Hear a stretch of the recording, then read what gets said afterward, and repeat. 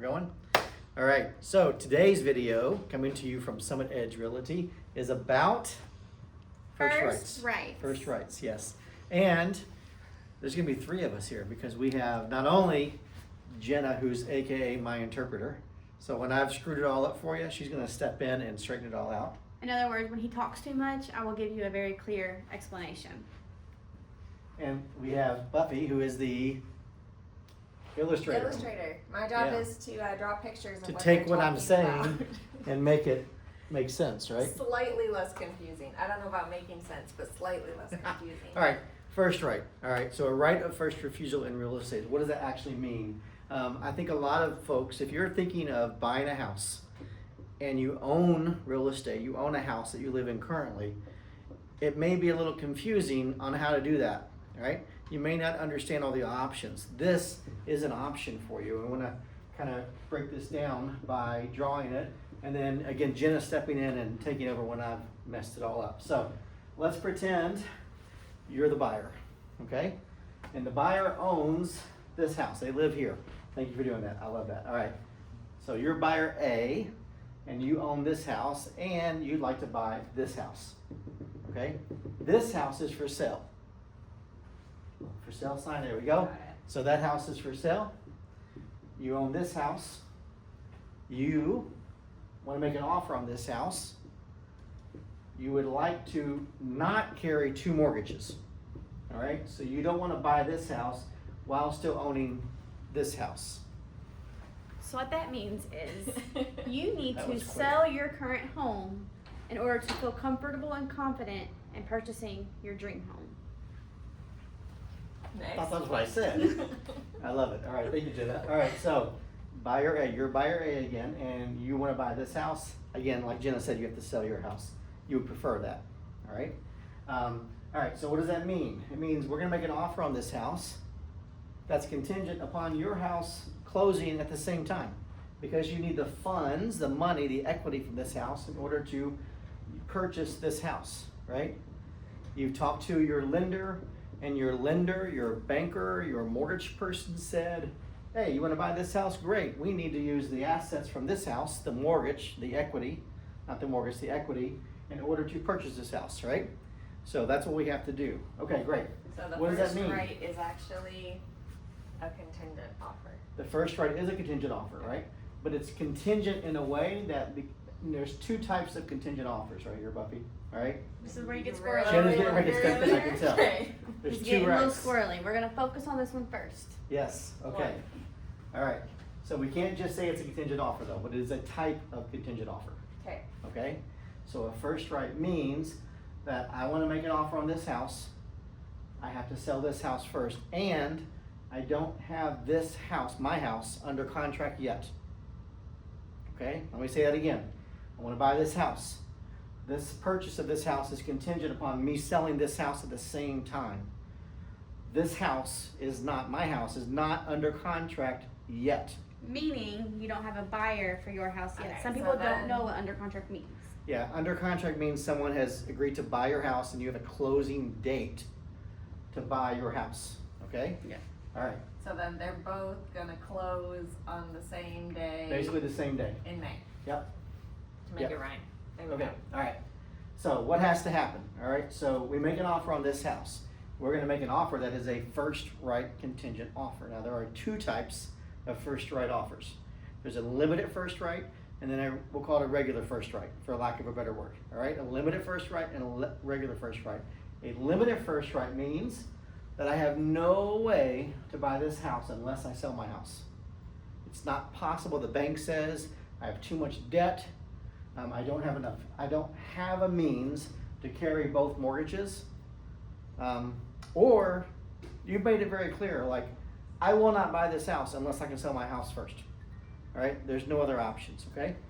That's a limited first right. So that's the first one. Number two is, we'll call it a regular first right. And that means that I can buy this house and keep this house at the same time. Maybe I don't want to, that's why I'm doing the first right. I didn't just go buy this house, I did a first right offer because I don't want to carry two mortgages. However, I can. My lender says, yeah, you're good, you've been responsible, you've done a great job, you have extra income, you can do it. Great. you would still prefer not to, but you can. So we would negotiate a time frame for you to carry that first right, okay? And I'm gonna get into those details in a second, but you basically are making this offer as a regular first right, meaning that if something were to happen and you had this house under contract, but now someone else comes in, a different buyer, buyer B, right? And they make an offer on this same house that you have under contract, all right? Because if it's a first right means they're still gonna market that house. So this agent that represents this seller is still marketing the house for sale, all right? We call it an active first right. So it's active, meaning it's active on the market still. Okay, so now Sally wants to buy the house, and now Sally Bob. is buyer. No, Sally wants to buy Buyer the A, house, okay. and now Bob also wants to buy the same house. Then That's what correct. happens? Yeah, so Bob is gonna make an offer, Mhm. all right? Now remember, you've made, well, it depends on what type of first right offer you've made, Right. all right? So if you've made a limited first right offer, okay? You are out. Well, if the seller likes buyer B's, Bob's offer as much as they like Sally's offer, which means what? It Yes. doesn't have to be the same offer. It doesn't have to be the best. It doesn't have to be It could over. just It be could an be a good offer. Offer that the seller likes. Right, could be more or less or the same. So the seller takes buyer B's offer, and buyer A, sayonara, you're out. You gotta find a different house to buy because buyer B took over the offer, took And over that the is a contract. limited. It's a first limited first right. right. You don't have a time frame in which to make a choice. So that means you've decided that I'm only gonna buy this house if I sell my house, and it's a limited first right. So Okay? now We're Sally good? is sad. Now she's out. Okay. Sally's so now out, yeah. Let's change it so Sally can be happy. Okay, all right. Go back So to the regular first right. regular first right means that Sally actually has options here. She would prefer to sell her house. However, the lender says, okay, but Sally, you actually have the income and the low debt to income ratio that you need in order to buy both this house and keep this house. So buyer B, Bob, comes in, makes an offer. The seller likes that offer. The seller says, I'm taking buyer B's offer. Now when we negotiated the contract for Sally, buyer A, to buy the house, we actually set it up in a way where Sally would have a window of time to think about removing that first right or moving forward with the contract, all right? And yeah, it's a negotiated term, so Buffy put up here 24 to 48 hours, it could be 72 hours. 48 hours is probably what we see the most often. So 48 hours would be the window of time, so 2 days in order to make a decision for Sally. Do I go ahead and keep moving forward with this purchase? Because now there's another offer that's been accepted by the seller, okay? And so Sally decides, hey, I'm gonna go ahead and move forward. So a day into the time frame, she doesn't have her house under contract yet, but she tells her lender, hey, I wanna move forward and buy this house, okay?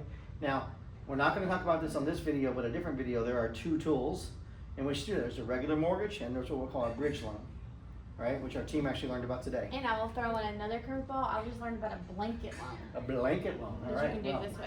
But we'll I will cover that. not So muddy the now, waters today. Sally has the choice, do I just have a regular mortgage on this house, or do I do a bridge loan, or do I apparently do a blanket loan? Okay, all right. So Sally has options. The point is, she's going to keep moving forward on this house, even though her house is not yet under contract for the closing, okay? She may not even had it on the market yet. When buyer B, Bob, came in and made the other offer, she was getting it ready to go on the market potentially. What happens to buyer Bob? Buyer Bob has to go find a different house. Buyer Bob is Buyer out. Bob goes Buyer bye, Bob bye. gets sad. All right, now, It's my favorite. what have I not said here? I think that the period, though, this is one time frame for a first right. Mhm. The other negotiated time, negotiation is a key word here, right? Is when buyer A, Sally, makes this offer on this house, that's a first right offer. We've negotiated with the other listing agent that the seller's gonna give us 30 days to get Sally's house under contract.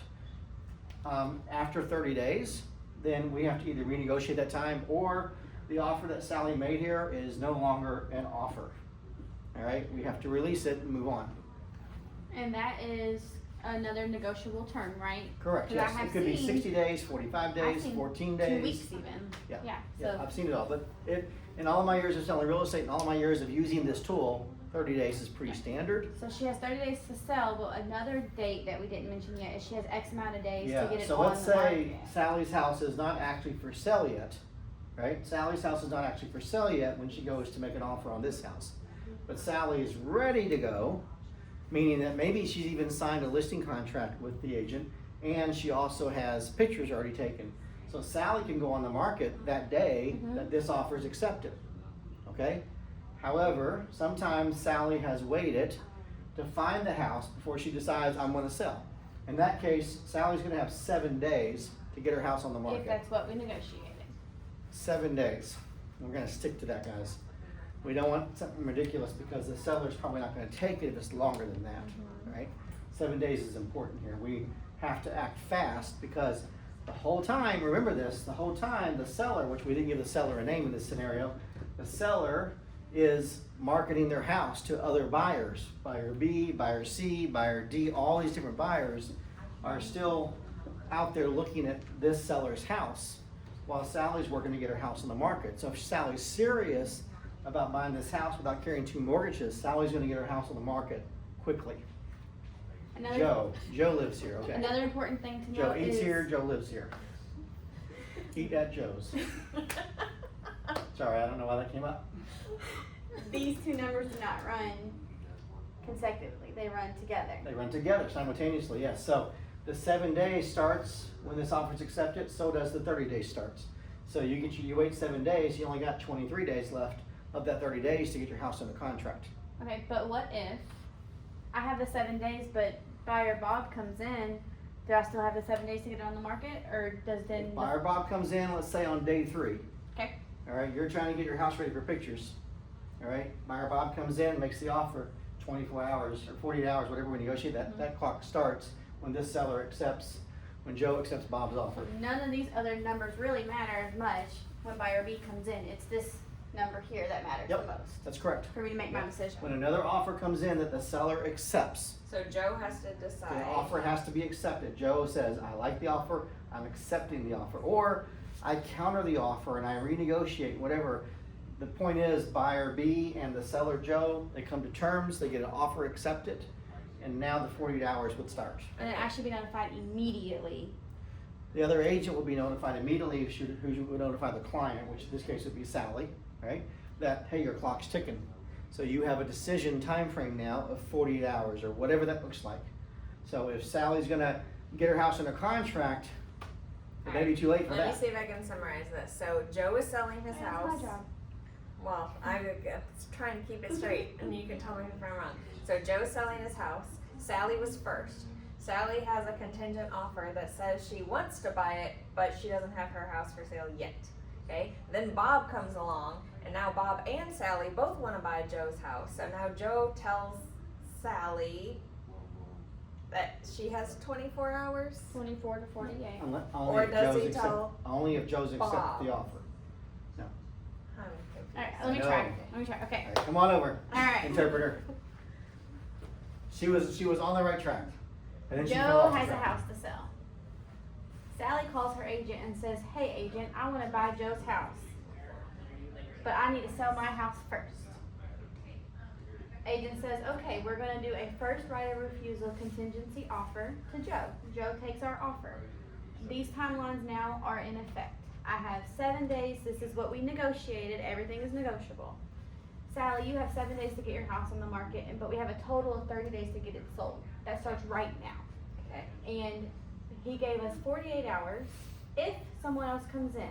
So Joe is going to continue to market his house.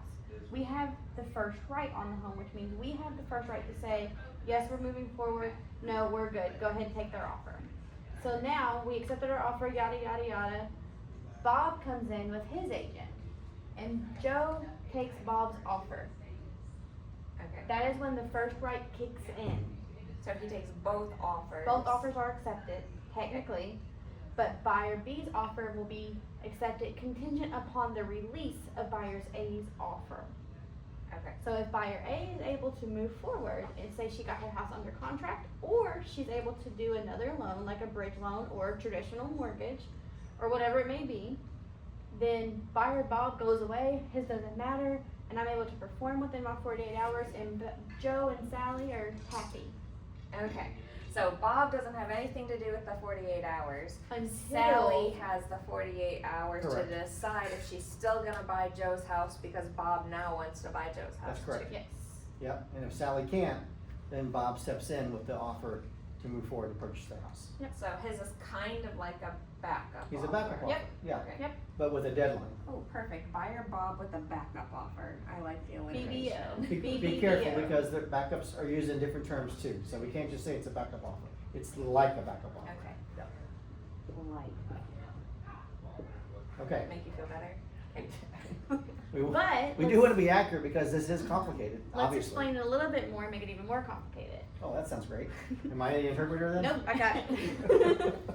So Sally still wants to buy Joe's house, and she still has first right because she wants to sell her house. But instead of a want, it's a need. She cannot buy Joe's house if she doesn't sell Sally's house. So then Bob writes the offer to Joe, Joe accepts it, and then Sally is sad. That is a limited first right. So limited comes into play to when a bridge loan or a personal mortgage is not an option. Yep. Okay. So think limited as loser. Oh, man. Harsh. I mean, Limited as in no extra time to make a decision. Okay. Your decision was made up front when you made a limited first right offer. which there's several So different if forms I'm for this. Sally and I want the best option of buying Joe's house. You're gonna call Jenna. Got it. At the Alright. end of the day, this sounds complicated because it is. All right, real estate is complicated, and that's why you hire professionals to help you with your real estate needs. Most importantly, I don't think every seller who is also a buyer knows that this is an option, right? Now, again, I'm happy, Jenna is happy, we're gonna sit down in your living room and we will not draw on your wall, but we will explain this in a way that makes sense. And more importantly, when you trust us, you know that we can, in your best interest, help you get the home you need. And you'll never be homeless, right?